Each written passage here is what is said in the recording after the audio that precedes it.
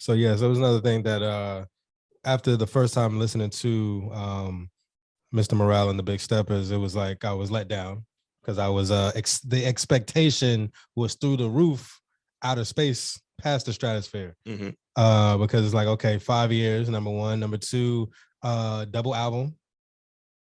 I'm thinking Pac energy. I'm like, okay, he about to surpass All Eyes on Me. Would you say All Eyes on Me is better than Life After Death? Of course. Clearly, no debating. We'll continue. Okay, I'm just saying that those are the two. Do well, the only we two. need to do All Eyes on Me versus Life After Death? No. Where's your? Hey, just on the strength of You Can't See Me. I ain't even. I'm not even gonna get into. I ain't mad at you. I ain't gonna say ambitious as a writer. I ain't gonna say. I ain't gonna say goddamn picture me rolling. I ain't gonna say goddamn. Ain't even singles. I say how you want it. You gonna say Hearts of Men. I ain't gonna say goddamn. Goddamn. You Can't See Me. This you can't see me. Just that one. Shorty want to be a thug. I ain't gonna say goddamn. What do I call you, bitch? Like, what are we talking? What are we talking about here? I'm just saying, You Can't See Me. Not to mention All Eyes on Me. Not to mention I'd rather be in IGGA. Goddamn. What's the other one? Heavenly Hard to Find. What's the other one? Life Goes On. Life Goes On. Come on now. What are we talking? I missed the classic. Yeah, I was thinking about that. I was like, what was up there with I Ain't Mad at You that had that slow vibe? That's like it was emotional. It's like Life Goes On. Yeah, well, sky's the limit. I actually listened to that song the other day, and now I understand what he was doing with the song. I remember when I first heard it, I was like, I don't get it. Like, what's the whole sky's the limit? He just telling us a story about him being broke and shit. But now I actually heard the whole story, actually focusing on what he was talking about. It's dope. It's a classic. It's a classic. It's a classic. Yeah. I apologize for Biggie fans for that one. That was hater heat on that one. So yeah, okay. So All Eyes on Me. Clearly, it's up there in a league of its own for the most part. Just on the strength of You Can't See Me. So I'm thinking like he shows the picture, like he got the double disc. So I'm like, okay, he about to do a double album. 5 years, knowing like the levels of creativity, the levels that he goes to creatively to package an album, content wise. So I'm like, okay, 5 years, double album. He's already showed you with To Pimp a Butterfly. He's pulling from that Pac. He's from the Pac lineage. So I'm like, okay, he's about to surpass Pac in the All Eyes on Me. So, and on top of that, he's talking about smoking on top fives. So Big, Nas, Jay, Pac, and anybody else that's in your top five, he's smoking on top five. So it's like, okay, he coming for the crown. And he's always proclaimed that he's the greatest rapper alive. So it's like, okay, so he's really about to like take the game to a whole different level musically. Can you add this to your notes at the very end, the last question? What is the last question?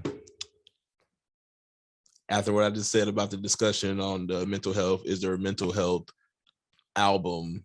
Like, well, I'll say in hip hop, there's not a hip hop album that just tackles mental health from that angle. With the importance of what he's talking about and what was going on and how he framed the album, while it might not right now, we'll say, no, hell no, it's not up there with All Eyes on Me, but years down the line, could it be as important as those albums? But let's talk about the album. We'll get to it. I want that to be at the last question. I got it down. Yeah. So with the hype that I placed upon this album, and Hard Part 5 drops. Mm-hmm. That did what it did, and I was like, okay, yeah, he really about to, like, it's serious. Okay, let's have a quick discussion on the Hard Part 5. Well, you said quick discussion. Go ahead. Okay, wait. You want to wait? Okay, you want to wait till we get to the album? Okay, right. Go ahead. Well, that we'll segue into that in a minute. Okay, because that's the next. Okay. Yeah. So the expectation was super high, given all the things I just laid down to y'all. So I hit the album the first go round.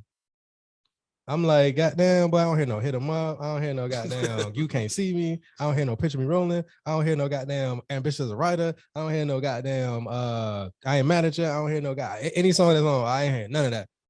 Nigga, I didn't even hear no Kick in the Door. I didn't hear no goddamn Fucking You Tonight. I didn't hear no I'm about to say I love the door, that shit. I hear no Hypnotize. I didn't hear no. I got a story to tell, boy. Yeah, I hear Towards Thugs. I hear none of that. Well, I actually did. I heard a lot of stories. Yeah, I was gonna say he did have a story to tell. Hey, so hell of a story. Hell of a story. Yeah, all the diaries, boy. You run it back. Rewind that.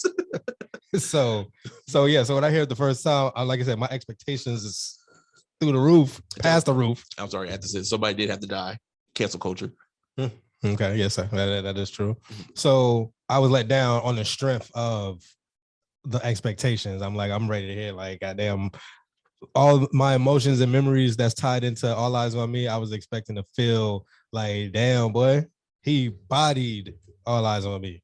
Like I don't even want to listen to All Eyes on Me no more. that's the expectation that I set. So first off, Kenny, I can't please everybody. First off, second off, yeah, you need to go to therapy. If you really thought that shit was gonna happen, that shit ain't what? I'm a little. This is just exaggerating a little bit, but I know, but all can never be bodied. I'm just saying. That's a whole other podcast. Continue.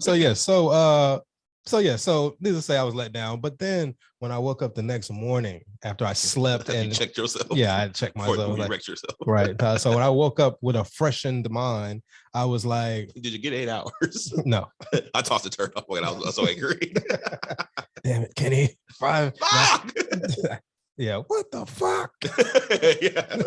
So yeah, I gotta wait another 5 years for the next album. So yeah. Turkey burgers.